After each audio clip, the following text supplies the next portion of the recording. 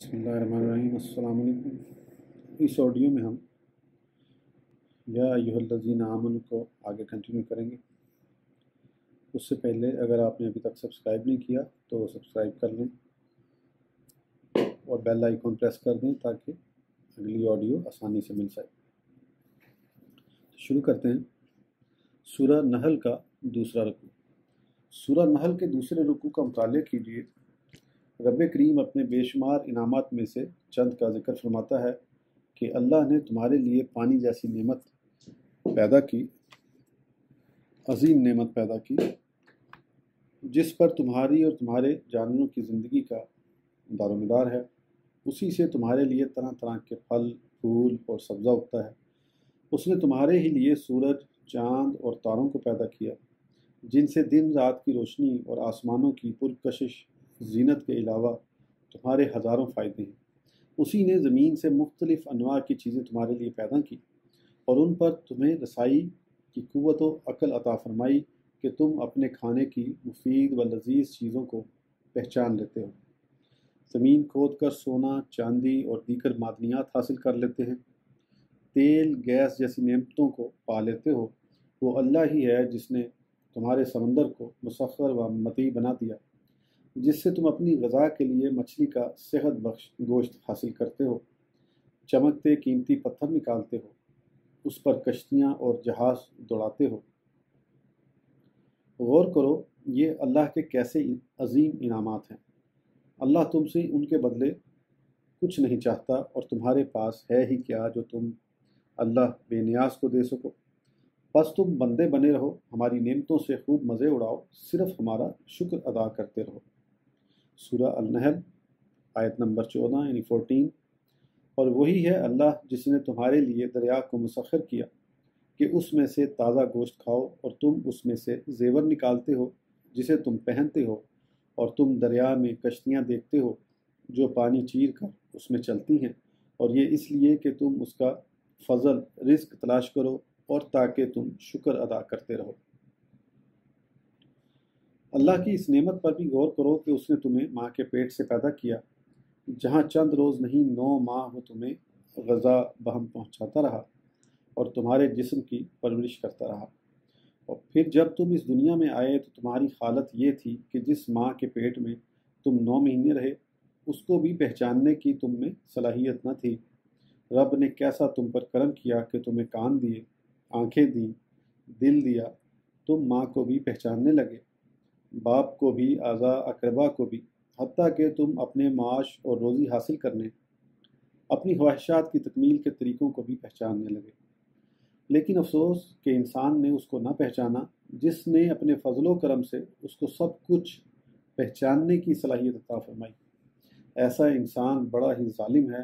رب نے تمہیں ان انعامات سے صرف اس لیے نوازا کہ تم اس کا شکر ادا کرتے رہو، جو رب کو پہچاننے کا سب سے بڑا ثبوت ہے۔ سورہ نحل آیت نمبر 78 یعنی 78۔ اور اللہ نے تمہاری ماؤں کے پیٹ سے تمہیں پیدا کیا کہ تم کچھ نہ جانتے تھے، اور تمہارے کان، آنکھیں اور دل بنائے تاکہ تم شکر ادا کرو۔ اللہ ہی نے تمہیں سننے کے لیے کان، دیکھنے کے لیے آنکھیں اور دل جیسی نعمت عطا فرمائی، جن کی اہمیت کا اندازہ ان لوگوں کو دیکھ کر کیا جا سکتا ہے جو ان نعمتوں سے محروم ہیں۔ ان پر تم جتنا بھی شکر ادا کرو کم ہے، لیکن تم بہت ہی کم شکر ادا کرتے ہو۔ سورہ المومنون آیت نمبر 78 یعنی 78۔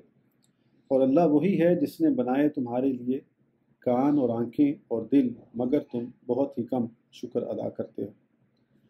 اللہ رب العزت کا یہ انعام کتنا عظیم ہے کہ اس نے تمہارے لیے رات بنائی، دن بنایا کہ رات کی تاریکی میں تم آرام کرتے ہو، جس سے جسم تر و تازہ اور جاندار رہتا ہے، اور دن کی روشنی میں تم اپنا معاش اور رزق تلاش کرتے ہو۔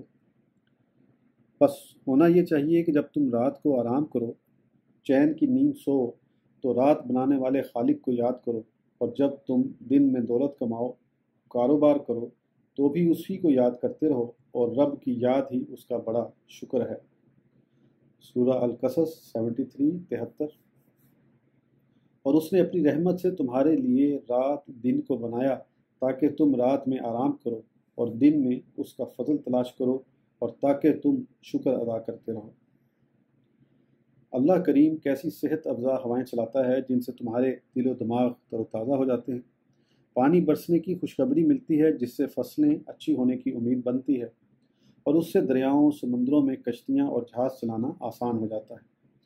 ان معتدل ہواؤں کی قدر و منزلت بتانے ہی کے لیے کبھی اللہ ان ہواؤں کو طوفانی بنا دیتا ہے جس سے تمہارا سب کچھ تباہ و برباد ہو جاتا ہے۔ یہ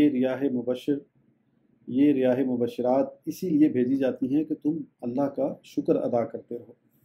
سورہ الروم آیت نمبر 46 یعنی 46۔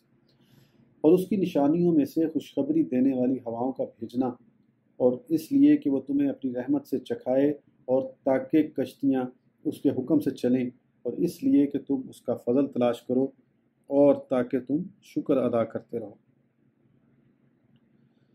اللہ تبارک و تعالیٰ ہر چیز کا خالق ہے۔ اس نے ہر چیز کو اس کے مقصد، تخلیق اور استعداد کے مطابق احسن نہایت ہی کامل و مکمل پیدا فرمایا کہ اس میں نہ کسی کمی کی اور نہ ہی زیادتی کی گنجائش چھوڑی۔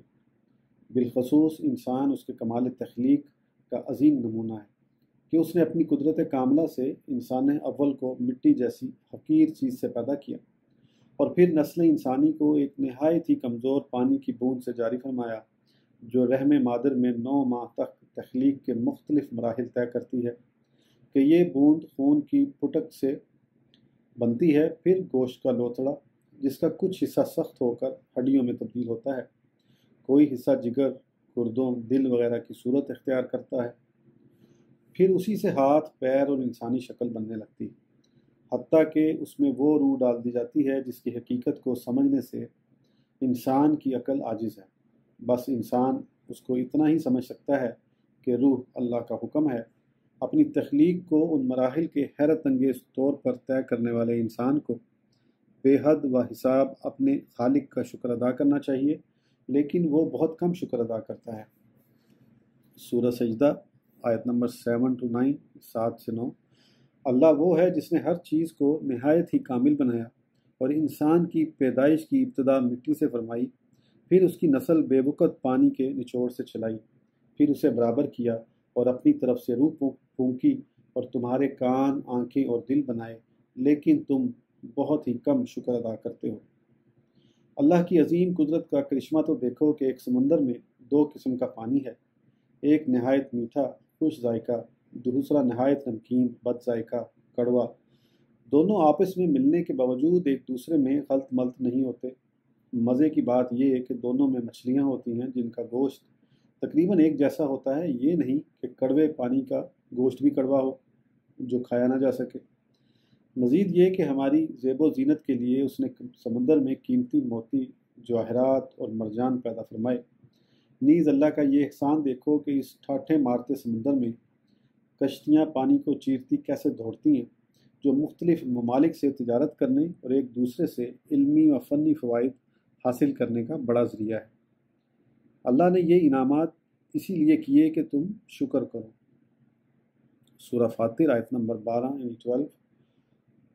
اور دونوں سمندر ایک جیسے نہیں، یہ ایک میٹھا ہے، بہت میٹھا، اس کا پانی نہایت خوشگوار ہے، اور یہ دوسرا نمکین سخت کڑوا ہے، اور تم ہر ایک میں سے تازہ گوشت نکالتے ہو اور زیور نکالتے ہو جسے تم پہنتے ہو، اور تم اس پانی میں کشتیوں کو دیکھتے ہو جو پانی کو چیرتی ہوئی چلتی ہیں، تاکہ تم اس کا فضل یعنی رزق تلاش کرو، اور تاکہ تم شکر ادا کرتے رہو۔ اللہ تعالیٰ کی یہ نعمت کیا قابل غور نہیں کہ وہ کس طرح بنجر و مردہ زمین کو قوت رویدگی بخشتا ہے، جس سے تمہارے لیے قوت و فرحت بخش غذا مہیا ہوتی ہے۔ ہزاروں قسم کے پھل پھول تمہیں میسر آتے ہیں۔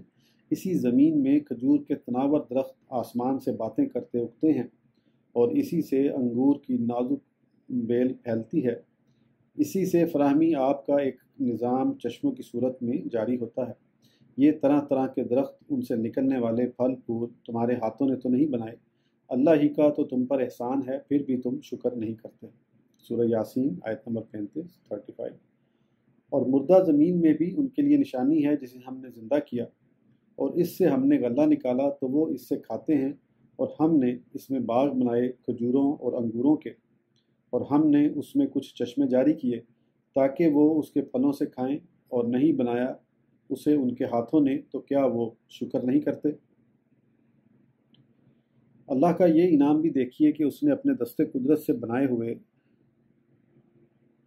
عظیم الحبسہ مویشیوں کا انسان کو مالک بنا دیا اور انہیں اس کے تابع کر دیا کہ اونٹ جیسے جانور کی ناک میں رسی ڈال کر وہ جدھر چاہتا ہے اس کو لے جاتا ہے۔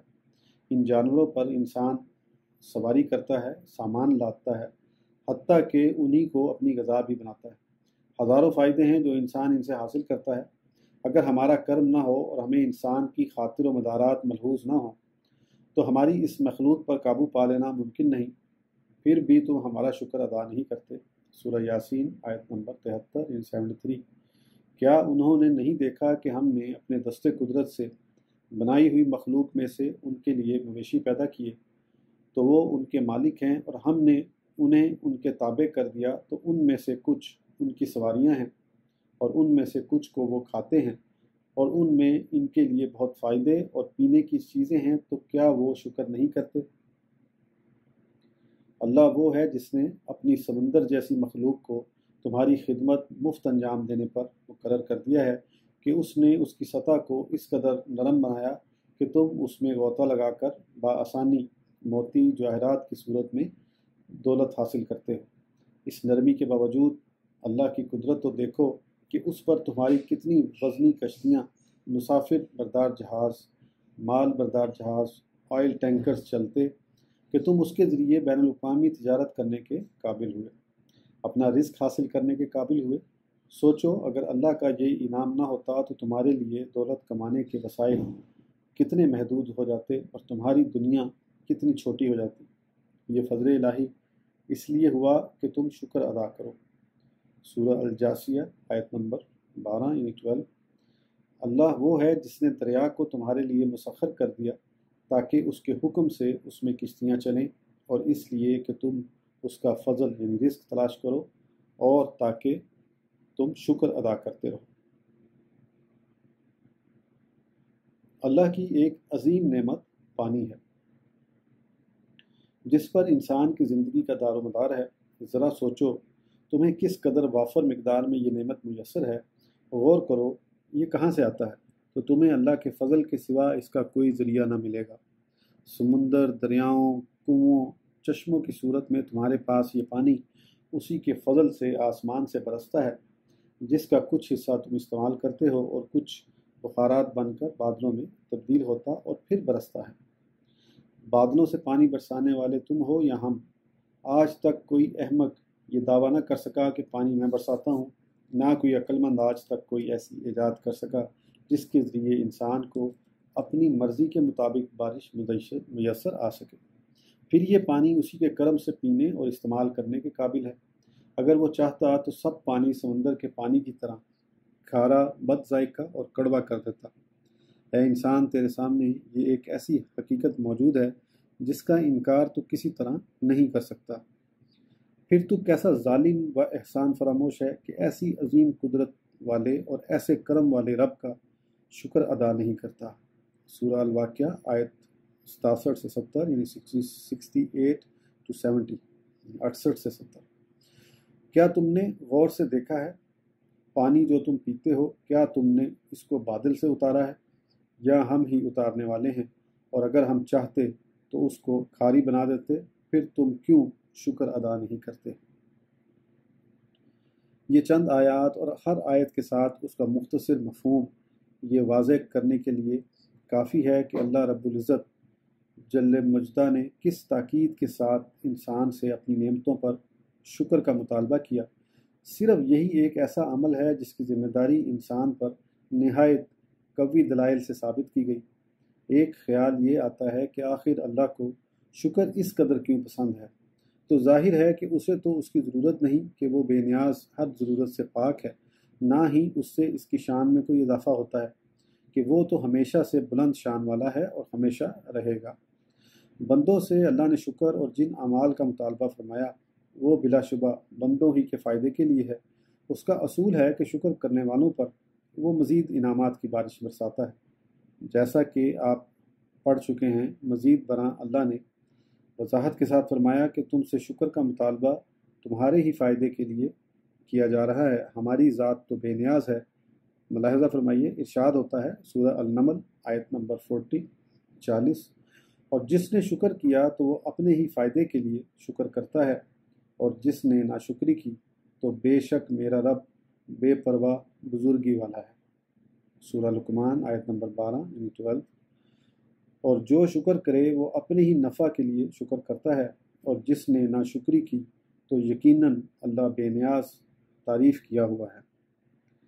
اس آڈیو کے لیے اتنا ہی، پھر انشاءاللہ اگلی آڈیو میں آگے کنٹینیو کریں گے۔ اس وقت تک کے لیے اجازت دیجیے، اللہ حافظ۔